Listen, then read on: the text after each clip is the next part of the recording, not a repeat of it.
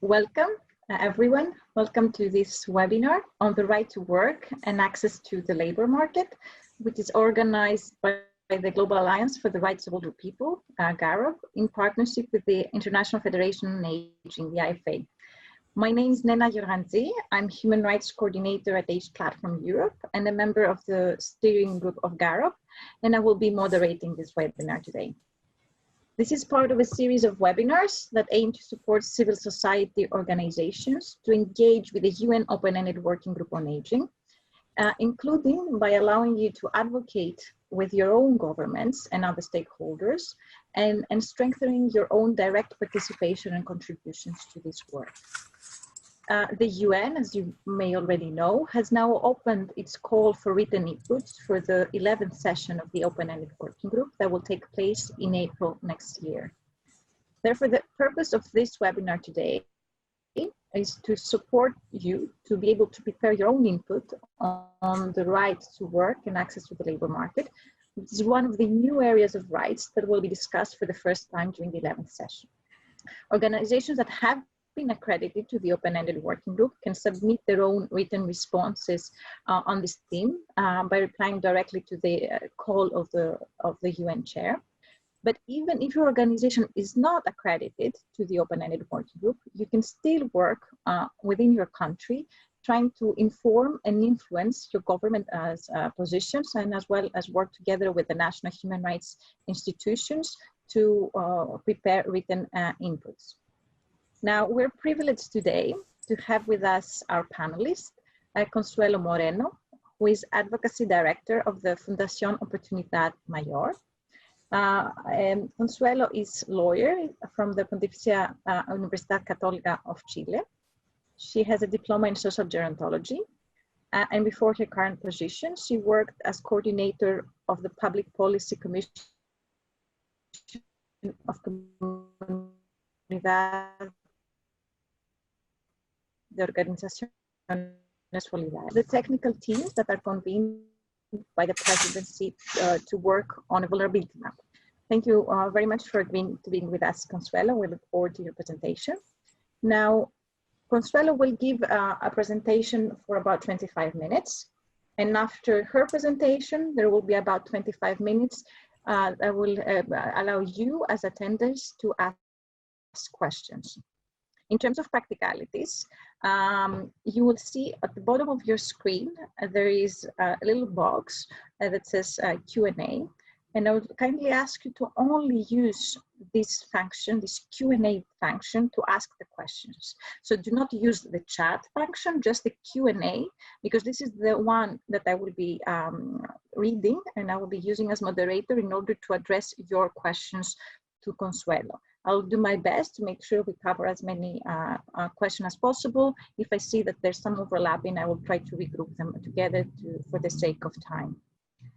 Before I give the floor to Consuelo, I would also like to let you know that this webinar is being recorded and it will also be made available shortly on GAROP's website. So I will now give the floor directly to Consuelo for her presentation. Here you go. Hi, everyone. Thank you for having me here today. And thank you very much for the opportunity to present what happened in Chile now about the right to work and access to labor market. So today I'm going to speak about right to work and access to the labor market in older age. What are the barriers and challenges in Chile? First of all, I want you to apologize about my English. So if you don't understand a thing, please, at the Q&A question, you can say, can you repeat it? Because I didn't understand you. So it's my first time to do a webinar in English, so you have to be kind with me, okay? So let's begin. The main subject that we will discuss today will be, first of all, the context in Chile, what the data of older persons and labor market in Chile. After that, we will speak about the right to work and what about our legislation and normative about the right to work. And at the end, we will discuss the barriers or gaps and challenges that we have now in Chile. So let's begin with the data. In Chile, 19.3% of the Chilean population are older persons. We are the second oldest country in Latin America. So it's very important, all the public policy for this group of age. 18.8% of older persons are independent. They have no dependency. So they can work if they want to. 4.5% of older persons are poverty by incomes, just by incomes, by money. But 22.1% of older persons are poverty by multidimensional poverty. What it means, when you look not just incomes, when you look access to the health or transport or a network or access and opportunities to work, they are the age group more poverty by multidimensional things. The life expectancy in Chile is 80.5 years, but 8.2% of older persons are illiterate.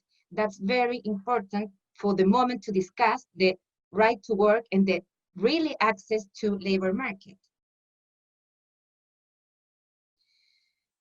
The years of schooling of older persons are 8.3 years, but the person like me, I have 44 years, I have 14 years of schooling. So there's a big gap they have, the older persons in Chile. They don't study the same number of years that the newer generations have.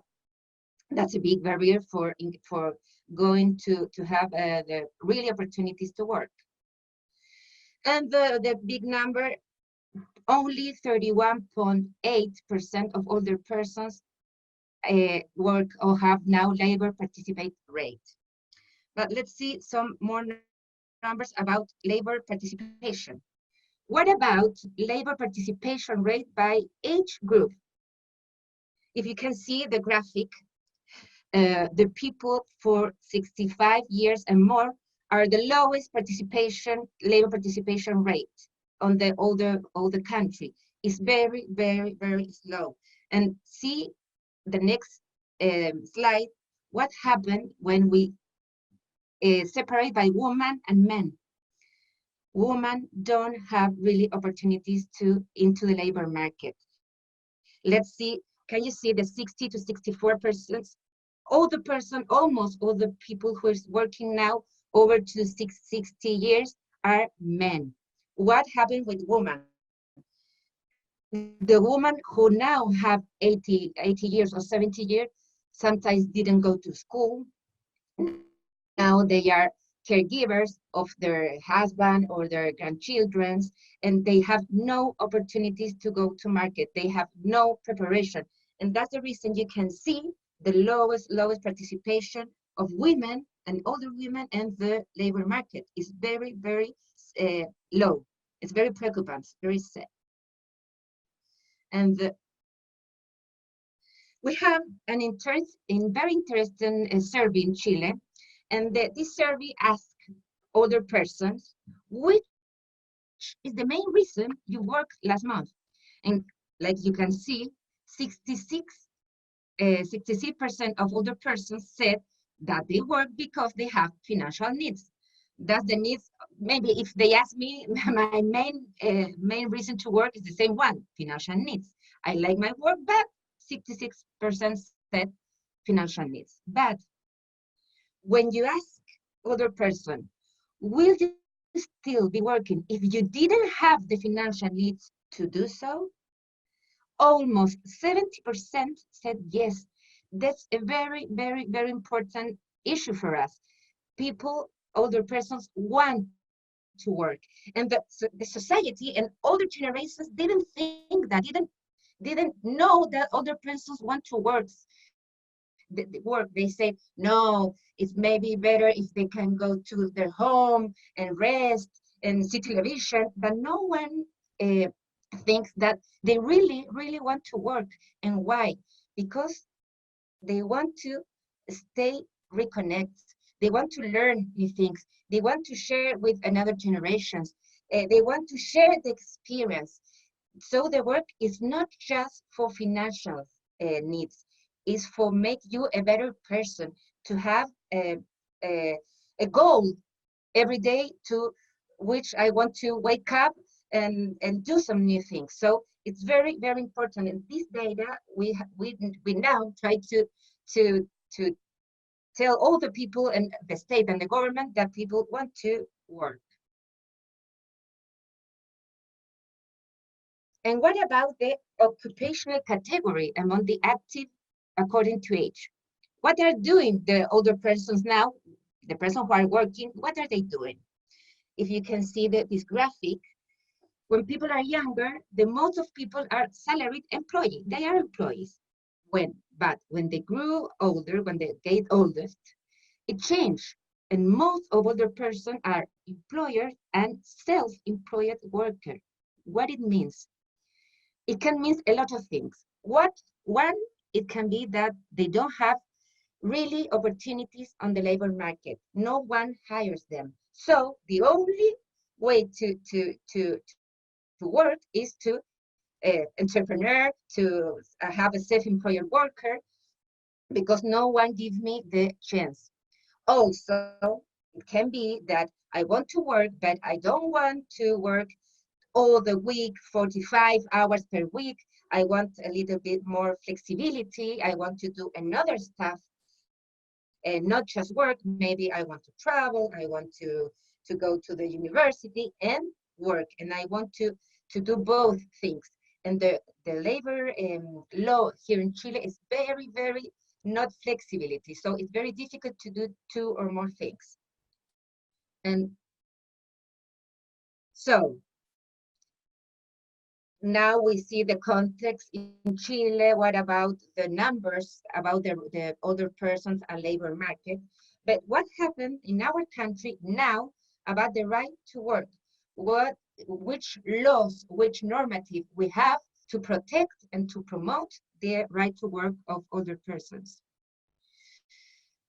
Our constitution, the most important law in our country, enshrine the freedom to work and the non-discrimination. It's a law, it's an obligation to the state and to the government and to the companies to protect the freedom to work and non-discrimination. But it said nothing about the age, just said about non-discrimination.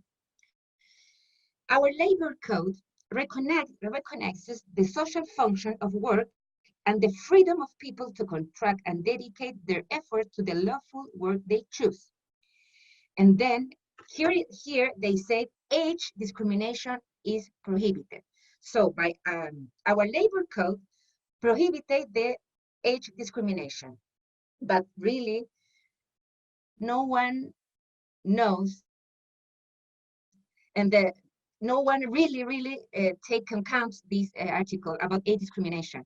We have a lot of age discrimination at the time you want to find a job.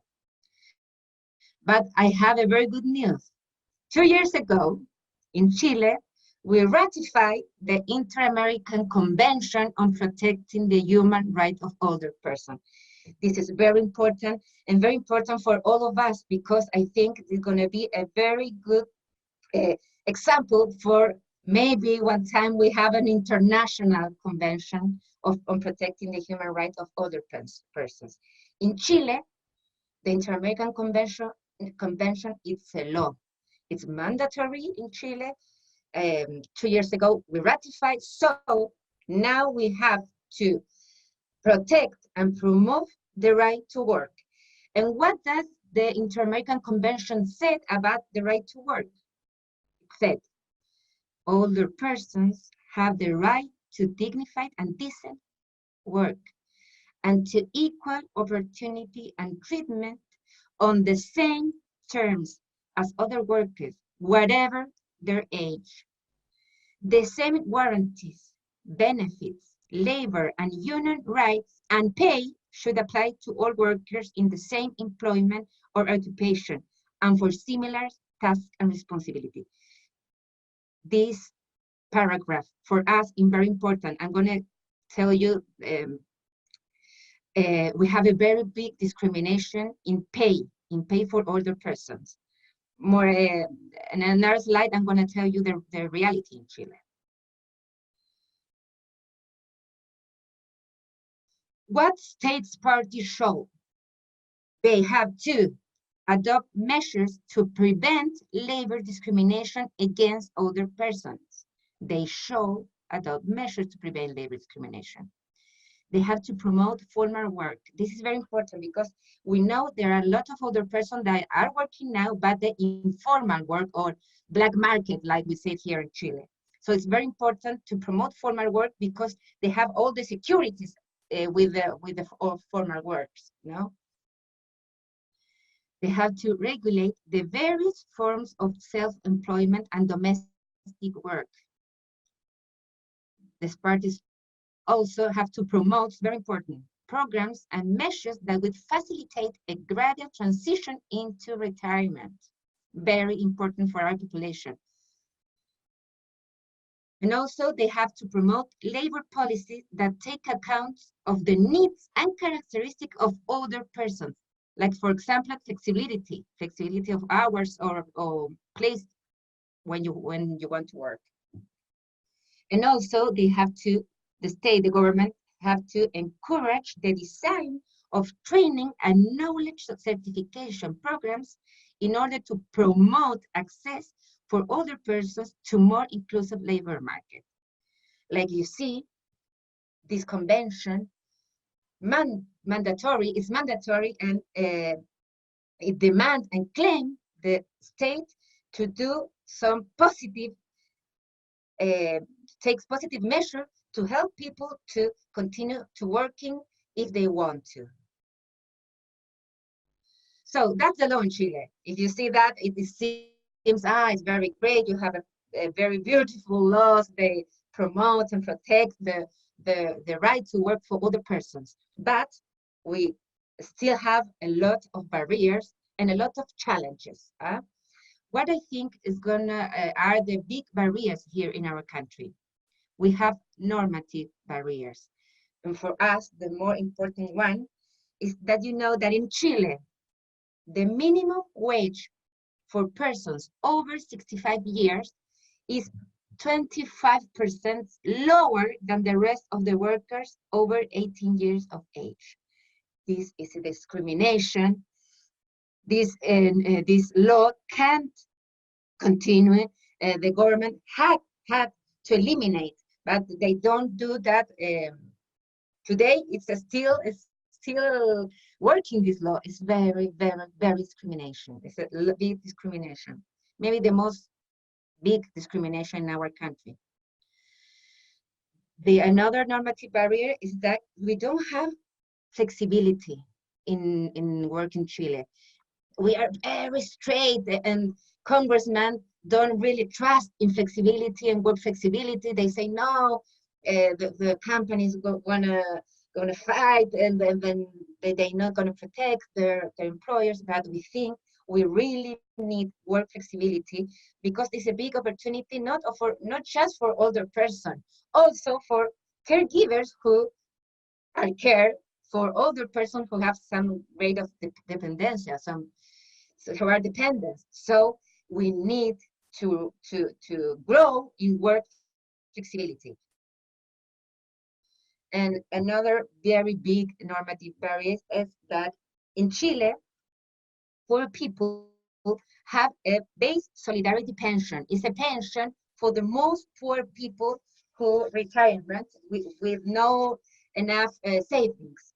But if these poor people who have a base solidarity pension enter to the formal market, they can lose his pension. So they cannot have both incomes. So it's one or another. What happened with these persons who are the person who most need to work, that they work at the informal work, in the informal labor market, at the black market, with no securities, with no control. So this law have to change now.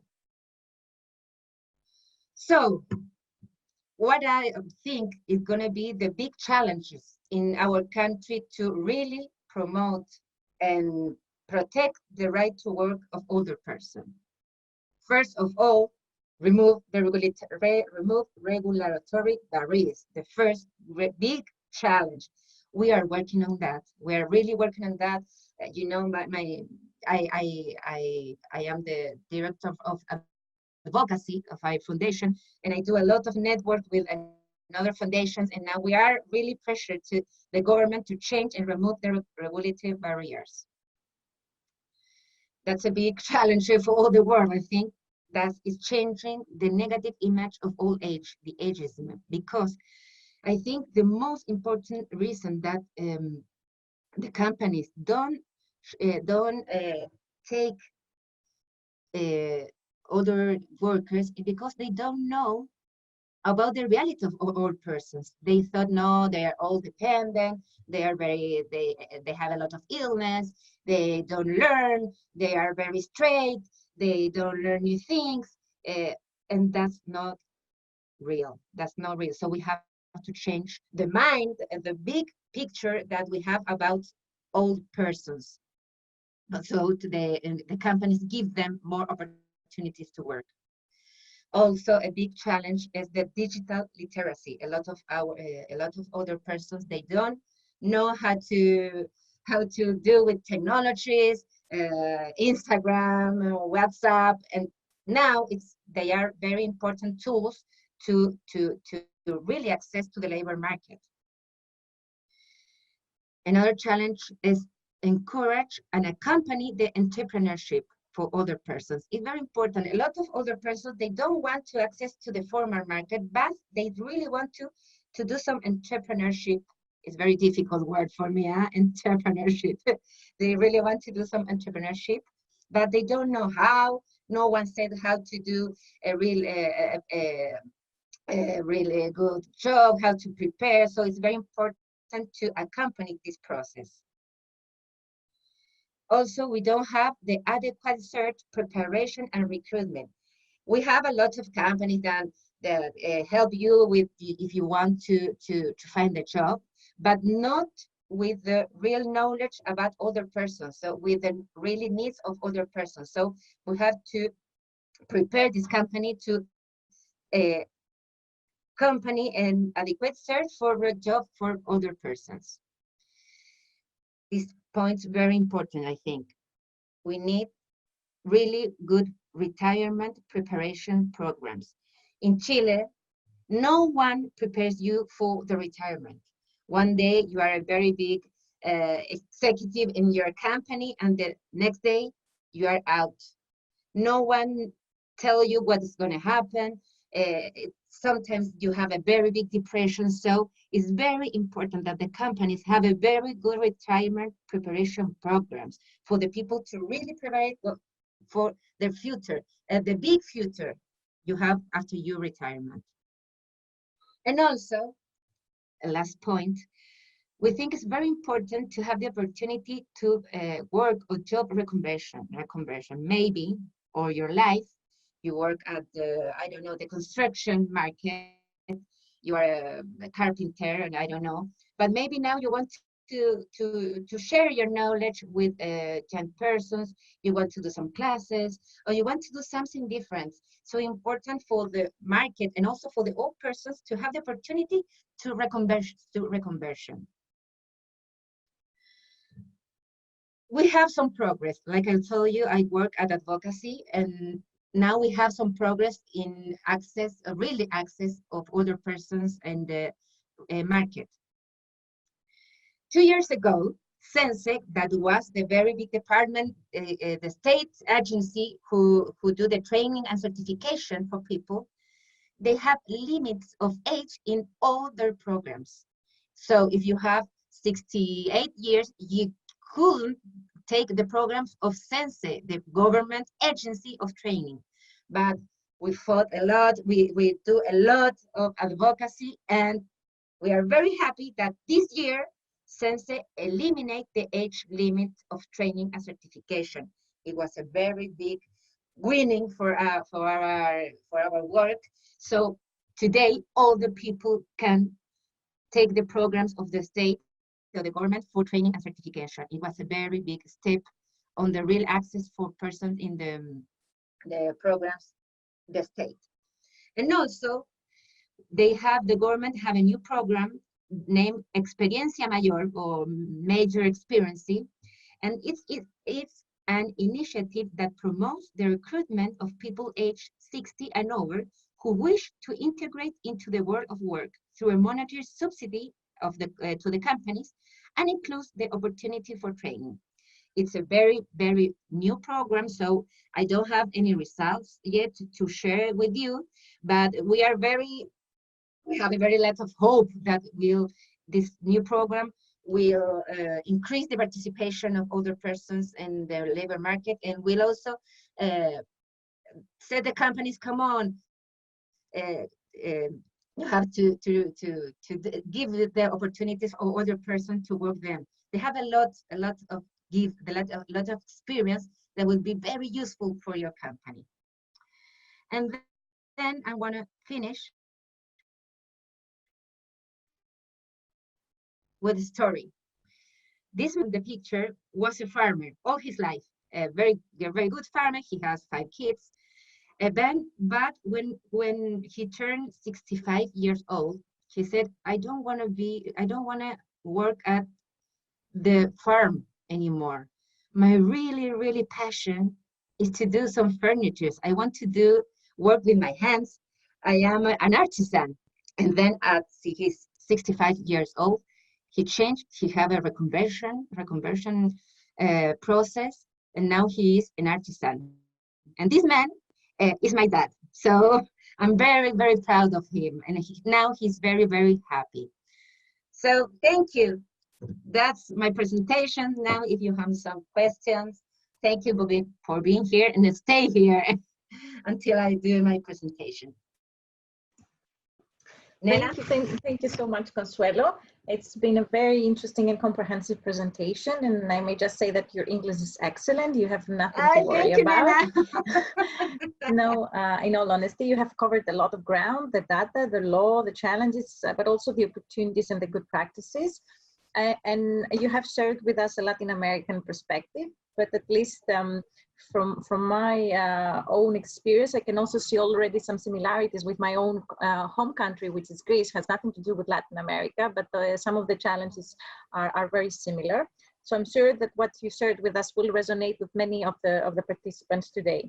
I would like to go straight to the questions and answers, because I see that many of you have already been participating, and I will remind the rest of you to use the Q&A function. I will start. Perhaps I'll group a couple of questions that I've seen that are more points of information, clarification, before we go more into the content, if that's okay. And I will certainly butcher your names. Apologies for that. So we have Vijay Naraida from Mauritius, who is asking if there is universal free education in Chile. And then I've seen another point of information here. If forced retirement is banned by law in Chile. Okay. I answer now, or I yeah, go ahead. Answer this. No, I would say answer these two, and I will get back to you. I'll try to regroup a couple of questions and get back to you. So if you can answer. Great. About the first question, is there universal free education in Chile? Now we have free education, universal free education in Chile, but 13 or 15 years ago, or 30 years ago, we don't have. That's the reason the older persons, a lot of older persons didn't finish the school period. How far from our work guarantee decent pay for decent work policy and practices? It's very difficult question. Like I said to you, we have a minimum wage salary, but we don't have really a guarantee for decent pay. Yet we have we have guarantee for decent practices because we have a lot of fiscalization with government into companies. So we have to Nena, how I say seguir the normas in English? Follow the law. Yeah. Follow the law. Okay. So another questions? Yeah, is there a mandatory retirement? This is asked by Francis from IFA No. and another. No. No, it's voluntary. It's not mandatory, but the companies said to you, if you retire at 60 years old, you can have all these benefits. So they push you to retirement, but it's not mandatory. It's voluntary. Okay. And there's no prohibition of mandatory retirement by law? No. Okay. No. Then someone else asked about whether if there are any issues in your opinion in terms of the law that regards older people. So this is Bilkis Tahira from Pakistan. So the law is there, but is it implemented correctly? We are working on that. We have the law. It's very new law. The convention is very new. We have here only 2 years ago, and you know all the things in state is very slow to change. But we have a lot of hope because we see now a really interesting government to change the things. You know, in Chile now the first lady.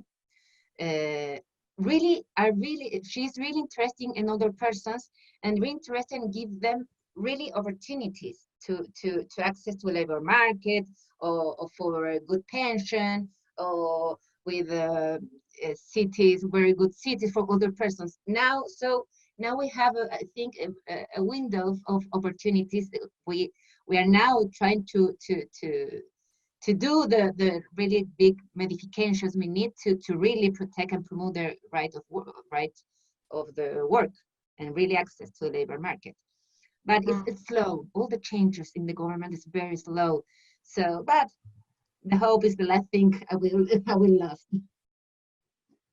Okay, I guess it's similar in many countries. I'll ask now a question from Natalia Rodriguez, and actually there are a couple of questions around what you mentioned in terms of minimum income. So Natalia asks, many NGOs promote income generation initiatives for older people, but that has not shown any success or sustainability.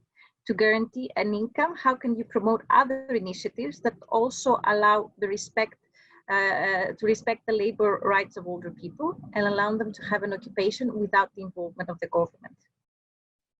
Yes, I understand that. I really think that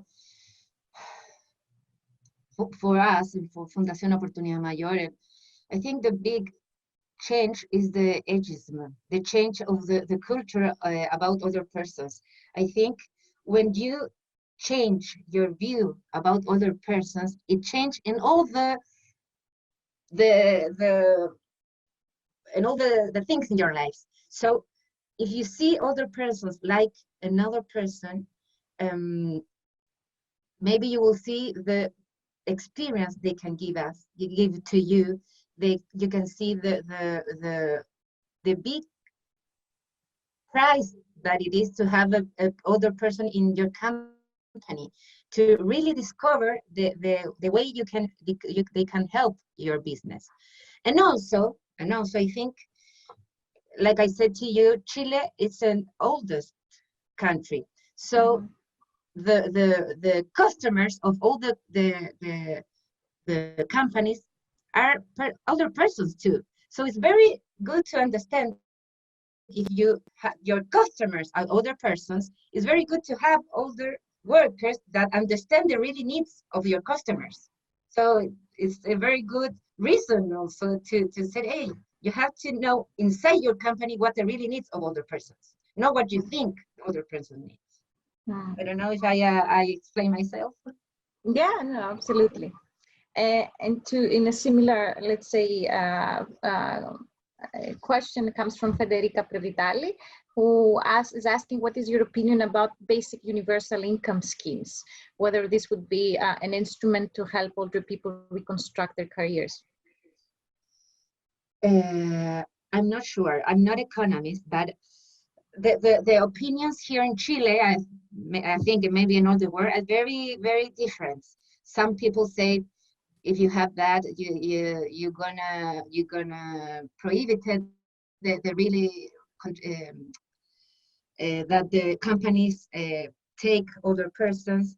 I don't have really the good answer. I think maybe it's a good point to have a minimum, but I'm not really sure. I'm not really sure what will happen if they have it. Okay. Now, there are a couple of questions. I think the people that were intrigued by what you mentioned, the program of Sense in order of training older people. So Christian Gonzalez asks, like, what kind of argumentation did you use to get Sense to do this kind of project? And someone else is interesting also at if there are any other good practice examples like that. How did Sense, get enough support and money, let's say, to do this kind of project? Okay, the Sense thing, it was just ignorance. When we talk with the director of Sense 2 years ago and said to him, look, you have limited age for your training programs. He said, really? But you think that other persons want to training? They want to certificate? And we said, I can't believe. Yes, they want to. They need to. And they said, but maybe they are dependent, and maybe they want to stay at home and be cozy and see television. It was just ignorance. So when you show them the reality of other persons, they said, oh my God. And when I went to this reunion with the director, I couldn't believe what I heard, but it changed. It was just ignorance. So and about new other programs, there are a few. So we are waiting to more programs appear and waiting for the results of the first programs of Sense to promote them. But and also we now have a campaign into companies to really know about the reality of other persons. They are heteronormy.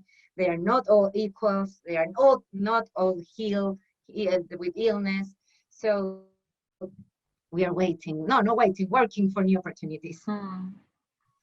A question comes from Elizabeth Slater, who asks, what programs are there to encourage older women's literacy, and what are the challenges for different groups of women? Yes, I know about. There are a lot of programs for older persons to the school illiterate. How I say it? Illiterate. Yeah. There are a lot of foundations and NGOs that work with older persons in this program. But the most percentage of persons that in this situation live at the country. There are farmers, so a lot of times they don't know about these programs. They don't know they have the opportunity to finish the school. So now I know that the government is gonna start a campaign to inform the people they have the opportunity, and also the NGOs are trying to go to the farms and to the faraway cities to inform the people they have the opportunity to finish school. Okay.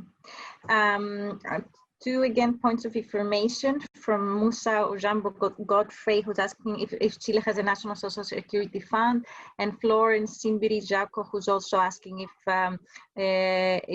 Chile has social security for older persons who have no pension.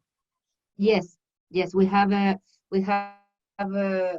basis, a solidarity pension for the people who have no savings, or they don't do all the things they need to do for the pension. So that we have a minimum pension for all the persons. Okay. Security fund.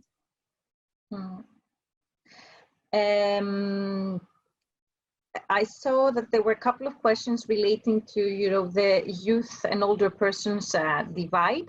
So, for example, Francesca Carpenedo is asking, are older people encouraged to leave the labor market in favor of younger generations?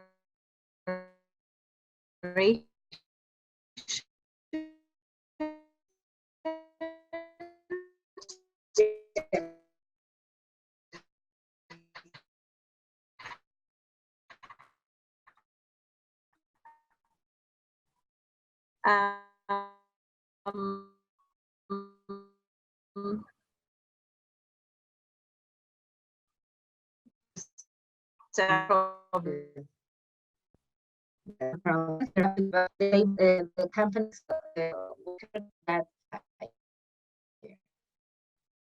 having the debate to there's younger person or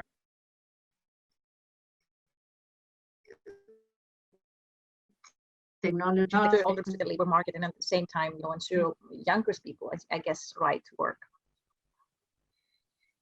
I think if I can respond this answer, I'm going to be a Nobel Prize. I don't know. No, I think they're going to appear new jobs, like all the theme about caregivers, for example, or all the job to I don't know, the intermediarios, how do you say, services. There are going to be new services like Uber, like I don't know, corner shop, like Cabify, like another, a lot of new jobs. So I think the market going to be it's going to be enough for all of us. The only thing that I think is very important to us is to be flexible, to be aware, to learn new things, and maybe to change the form of studies, of how you prepare for your work. So I think the own flexibility is very important to adopt for the new reality. But I hope it's going to be a work for everyone, always. You always will need humans, I think. I hope.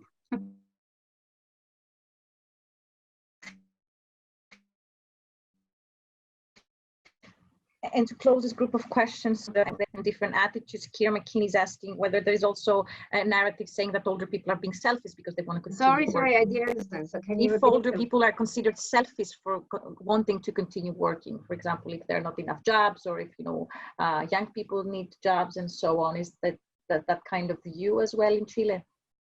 Yes. So if young people feel that other person's gonna give them away their jobs, that's the question. Sorry. Yeah, like if they're considered selfish because they're keeping jobs for themselves, whether others might be needing them, I guess. Yeah, maybe. Yeah. Maybe. Let's see. I'm trying to regroup questions because we have plenty of them. Florence is saying that do more older persons prefer reconversion, so go to another job, or prefer to stick to previous occupations? If you have any idea about that. I see both of situations. I see people who wants to continue in his own company and to do the things that they know, and maybe to share the knowledge in this own company. But I see a lot of persons that see the opportunity to change, the opportunity to do something new, the opportunity to do the thing they always want to. But I think they have a lot of fear to do some new things, because they think if I retire of this company, no one gonna give me a new opportunity. So I think a lot of people continues in his actual position for fear, just for fear. Hmm.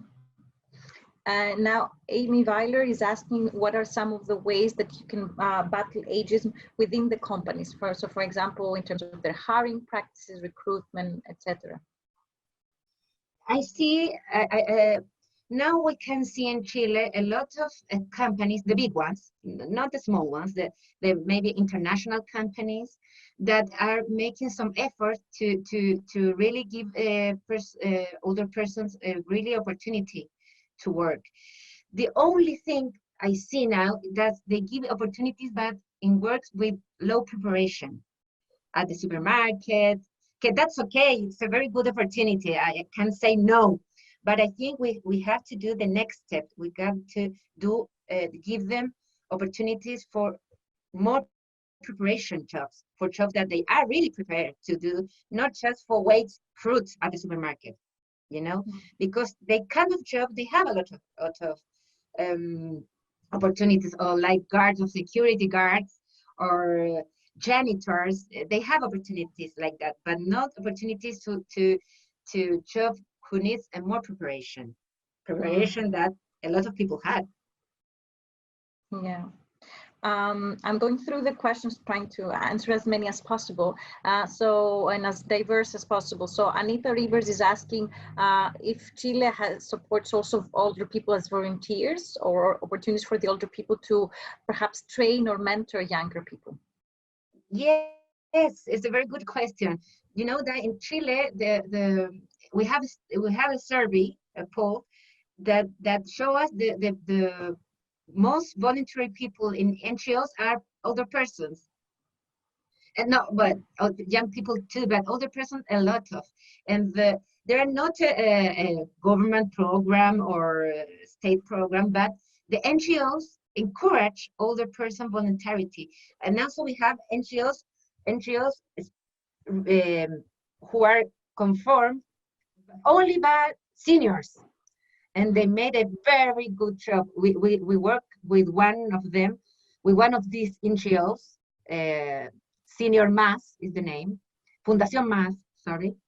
And it's really, really, really great, the job, volunteering job they do. They help us with a lot of our programs.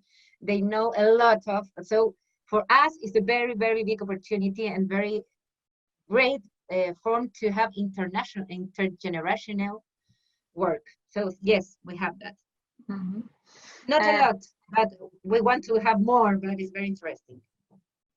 Bilkis Tahir is asking as well if there are any systems of support to help older people transition to retirement, to deal with the psychological and emotional impact of retirement. No, not official ones. Not official ones. Some companies have an intern program, but we don't have a really big program to help other persons in that issue. We don't have. We need them. And someone is asking if there are labor retraining programs that are only targeting younger people in Chile. Yes, we have a program. Sense have a program just for younger people, because they think it was it's a training for the first job of your life, and it is just for all younger people. Yes, we have that. I'm going through the questions. A couple have been answered before, for example, age limits and so on. So that's why I'm not asking them here. Then another question I've seen is how much is the minimum pension for older adults in Chile? By Asha Vijayrao. In dollars, I'm gonna see it's 100, almost $200. More, less than that. Maybe $180. 180 is 180. Okay. Dollars. It's very, very, very, very low. But something is something very low. There is a question regarding how do you think from Asha Vijayrao, how can they advocate for more training opportunities in India, where they're from? In India. Yeah, if you have perhaps. Yes, maybe I think the more important thing for us to do our advocacy is one, it's my personal opinion that you always present to the government uh, to the spirit of collaboration, not to fight. Because when you present yourself like I want to fight and for the right of other person, no one hears you. When you say I want to collaborate with you, I want to show you the reality of other persons. Um, sometimes they open here these doors and listen to you, but also it's very important the political how do you say voluntad, Nena? Intention. Political intention. If the president, if the congressman don't have the really political intention to change, it's gonna there no gonna be some real important changes. So, but I think the first step is to educate, to show them the reality about other persons, to show them that persons want to stay at or stay or have new jobs. That's my opinion. Is that the way we are working now in Chile? Mm-hmm. A lot And of reunions, a lot of conversations, a lot of emails, a lot of proofs, a lot of policy papers, a lot of. mhm. And this answer actually is very relevant for a comment made as well by Tofajel Hoshaid from Bangladesh about how they as an NGO can start action to create some change for active older working groups in the informal sector. So Yes, I guess they could follow us this similar approach there. yes, we have NGOs. Yes, a few, just 3 or 4 NGOs in all Chile are looking these subjects, but we're working on this and that. And then someone, Asha Vijay Rao, is asking, how can we change the negative image of old people as weak? Maybe with big campaigns. In Chile, we have a lot of examples of big campaigns that that change the reality. I don't know, maybe in Chile, for example, the LGBT population Mhm. had do a very big campaign to educate the population to really to vote for the non-discrimination. I think for other persons it's going to be the same thing. We have to do a lot of campaign, and also very important, I think we can start with the media, the televisions, the journalists, because the language creates reality. So it's very important that the persons who inform the population knows about the reality of other persons.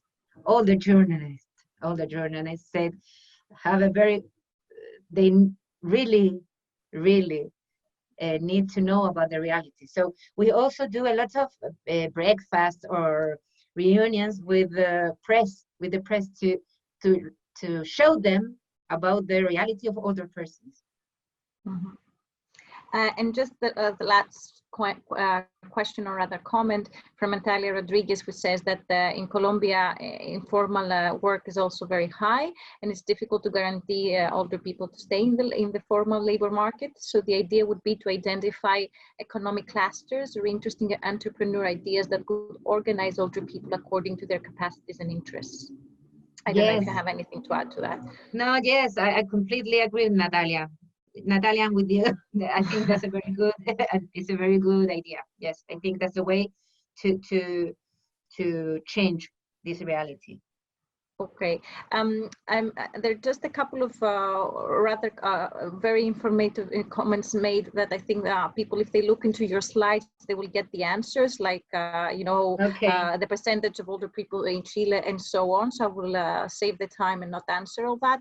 And a couple of people as well asking whether you will share your slides and whether you can share references and whether they can be in contact. And I guess the answer to all that is yes, that we will Yes, share all yes. the information, and I will make sure we all stay in contact and can learn from each other.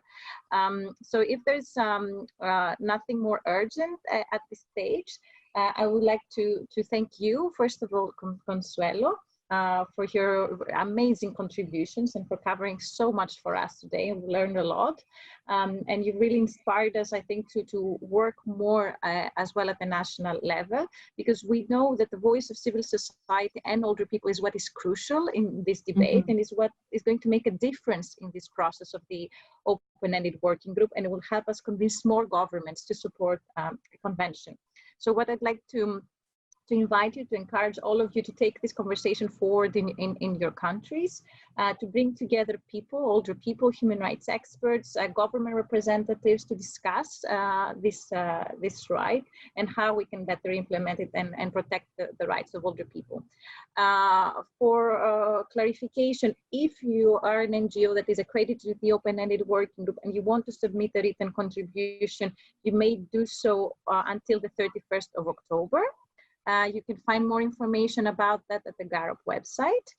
And for anything else, there will also be follow-up emails including the notes and the recording of the seminar if you want to go back to this presentation and the discussion. So thank you very much, Consuelo. Thanks to all as well to the attendees for your active participation, and a huge thank to the IFA for hosting this webinar and for their continuing support. Thank you all of that. Thank you for your patience with my English, but I'm very happy to participate, and I will, if you want to, you can contact me with my email, it's in my presentation. So thank you very much, Nina. Thank you, Gareth. Thank you, Thank you. Thank you for the opportunity. Thank you, everyone.